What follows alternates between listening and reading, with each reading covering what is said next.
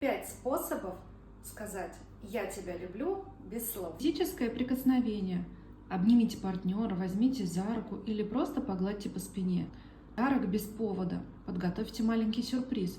Например, любимую сладость или книгу, о которой ваш партнер говорил. Это покажет, что вы думаете о нем. Время вместе. Проведите время с партнером, уделяя ему полное внимание, без телефонов и отвлекающих факторов. Просто наслаждайтесь обществом друг друга. Забота о мелочах. Сделайте что-то приятное для партнера. Например, приготовьте завтрак в постель или сделайте его любимый кофе. Записка с комплиментом. Оставьте записку с теплым пожеланием или комплиментом в неожиданном месте, в кармане куртки или на зеркале в ванной. Эти простые действия смогут значительно укрепить вашу связь и показать, насколько партнер важен для вас.